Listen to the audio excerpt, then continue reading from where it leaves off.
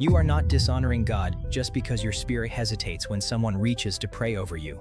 Brother, sister, that moment can feel impossible. You respect prayer, but the pace feels rushed, the touch feels assumed. Saying no feels like you are being difficult. But Scripture does not ask you to confuse reverence with passivity. This is not an attack on prayer. It is a test for the moment when prayer becomes loud, public, fast, or physically assumed. So we are going to test 5 things: peace, pressure, hands, fruit, and the words you can use when you need to pause. The first test is peace and order. 1 Corinthians 14:33 says God is not a God of confusion, but of peace. 1 Corinthians 14:40 says all things should be done decently and in order. Let that sit for a moment. If a prayer moment makes your body tighten because the room is moving too fast, that caution is not automatically rebellion. It may be the first place wisdom is asking you to slow down. I have seen sincere believers feel guilty for needing space, as if hesitation meant they were rejecting God. But peace is not the same as being cornered. Order is not the same as everyone staring while you surrender your boundary. You may honor prayer and still refuse to be rushed. Let's look at what actually happens in the room. Someone reaches out, and you feel trapped in that exact second. Everyone is smiling. The words sounded holy, but the moment felt fast, crowded, and embarrassing. Let me slow that down, because this is where many believers accuse themselves too quickly. The first test is simple. Does this moment breathe peace, or does it drag you into confusion? Peace is not the same as comfort, but confusion, humiliation, and forced speed are warning lights. Scripture does not tell you to surrender your discernment just because the setting is spiritual. First test of 5, the peace test. If you are being rushed, you can pause, you can ask for a minute, you can even say, "Please don't pray over me yet." That is not calling the other person evil. It is protecting your conscience long enough to think clearly. I have seen people call that hesitation rebellion, when really, it was just a soul trying to breathe. If the moment is from God, it can survive a calm pause. If it cannot survive a pause, then the problem is not your caution. That is the first place to stand your ground. The second test is the hands test. Scripture does not treat touch in ministry like a small thing. Paul tells Timothy in 1 Timothy 5:22, "Do not be hasty in the laying on of hands." Then he connects that haste with sharing in another person's sins and keeping himself pure. They are not just a friendly gesture. If Scripture says not to rush giving hands, brother, sister, you do not have to rush receiving hands. I knew a young believer who froze when someone stepped close, lifted both hands, and started pressing before asking. The prayer sounded holy, but her body went stiff. Later she felt guilty, as if her discomfort had insulted God. But 1 John 4:1 says, "Beloved, do not believe every spirit, but test the spirits to see whether they are from God." Testing is not rebellion. Testing is obedience. A rushed hand on your shoulder is still something you may test. Make no mistake, saying, "Please do not touch me," is not the same as saying, "Do not pray." You can say, "Please do not put hands on me." You may pray from there. That is not cold. That is a clean boundary. 1 Thessalonians 5:21 says, "Test everything. Hold fast what is good." So hold fast to prayer. Hold fast to reverence. But do not hand over physical access just because the moment got intense. Laying on of hands is spiritually weighty, not casual. The third test is the desire test. Not the desire of the person reaching for you, but the desire of the person being helped. In Mark 10:51, Jesus stopped before Bartimaeus and asked, "What do you want me to do for you?"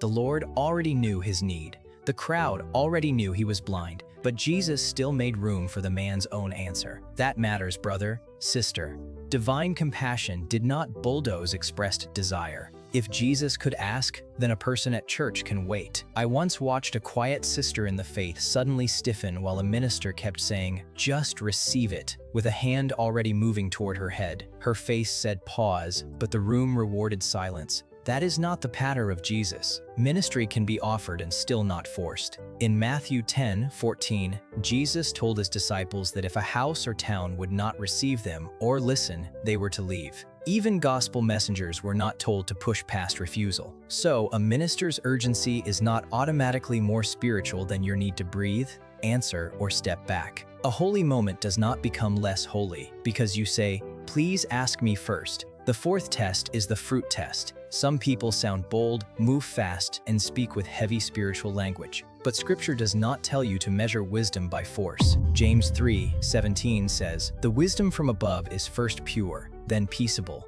gentle, open to reason, full of mercy and good fruits, impartial and sincere." A person led by that wisdom can hear, "I need to wait," without treating your pause like rebellion. Picture yourself standing in a crowded prayer line. you start feeling completely trapped. The words being spoken sounded holy, but the manner felt sharp. When she stepped back, the person praying acted offended, as if hesitation itself proved something was wrong with her. That is when this test matters. Galatians 5:22-23 says the fruit of the Spirit includes love, joy, peace, patience, kindness, goodness, faithfulness, gentleness, and self-control. If the moment is producing impatience, embarrassment, control, or fear of disappointing the minister, do not pretend that fruit is invisible. Jesus gave a plain recognition test in Matthew 7:15-120. He warned about false prophets and said, "You will recognize them by their fruits, not by their confidence, not by how quickly they reach for your shoulder, not by how spiritual the room feels." Fruit is like the smell of food before you taste it. It tells you what is really being served. So,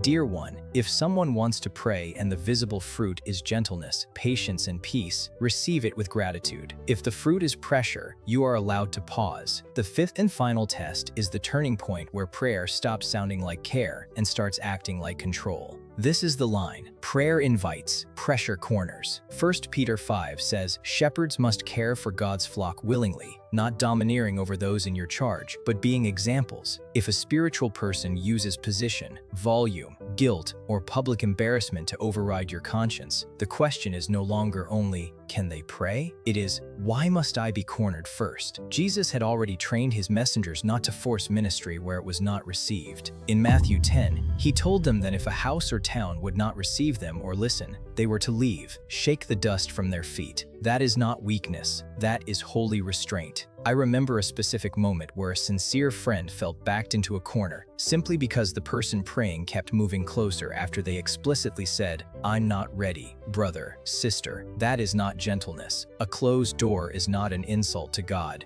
And do not let religious words alone settle it. In Acts 16, a slave girl followed Paul and his team, saying true words about them being servants of the Most High God. But Paul still discerned the spirit behind the speech and commanded it to leave. Correct words did not cancel the need to test the source. So, if the moment carries control, shame, and no room for your answer, step back. Prayer can be holy without being forced onto you. Brother, sister, this is the practical category, a biblical boundary. It does not need to sound dramatic to be real. One steady sentence can guard your conscience better than a long explanation. Say, "I respect prayer, but I do not have peace about this right now." If touch is being assumed, say, "Please pray without touching me." If the room is watching, say, "I am not going to make this decision in front of everyone." I once watched a quiet believer say almost nothing, yet that one sentence changed the whole atmosphere. Reverence for God includes a peace, order, gentleness, and freedom. Let your yes be peaceful and your no be clean before the Lord.